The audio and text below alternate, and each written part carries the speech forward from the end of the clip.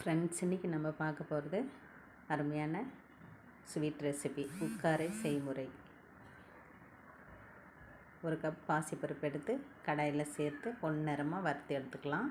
இந்த அளவுக்கு நல்லா வறுத்து எடுத்து தண்ணி ஊற்றி 2-3 முறை கழுவி குக்கரில் சேர்த்து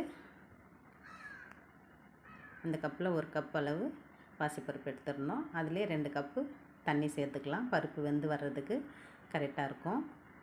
மூடி போட்டு வெயிட் போட்டு அடுப்பில் வச்சு 3 விசில் மீடியம் ஃப்ளேமில் வச்சு எடுத்துக்கலாம். பாசிப்பருப்பு எடுத்தோம் இல்லையா, அந்த கப்லேயே 3 கப் அளவு பொடிச்ச வெல்லம் சேர்த்து தண்ணி கொஞ்சமாக சேர்த்து கரைச்சி எடுத்து வச்சுக்கலாம். பாகு கூடி வரணும்னு இல்லை, வெல்லத்தில் தூசி மண்ணெலாம் இருக்கும், அதுக்காக கரைச்சி வடிகட்டிக்கலாம். நல்ல வெல்லம்னா நீங்கள் அப்படியும் சேர்த்துக்கலாம். பொடி பண்ணி 1 கப் நெய், 1/2 கப்பு ரவை, வறுத்த ரவை வறுக்காத ரவை எது வேணாலும் சேர்த்து நல்லா பொன்னிறமாக வறுத்து விட்டுக்கலாம். ரவையை செவந்து வரணும். ரவை,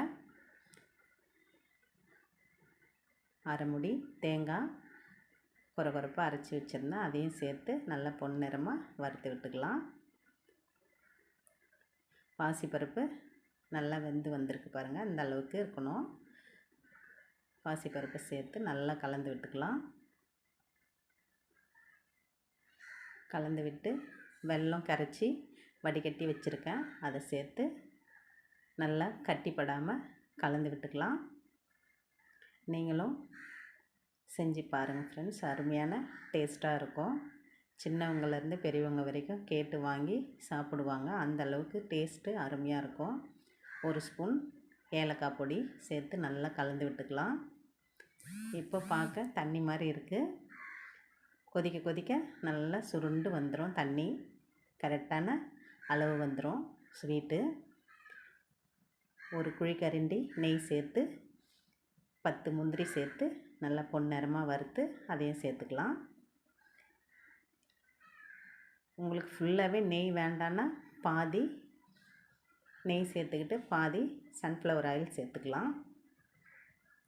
எந்த ஸ்வீட் செஞ்சாலும் 1 சிட்டிகை அளவு உப்பு சேர்க்கணும்.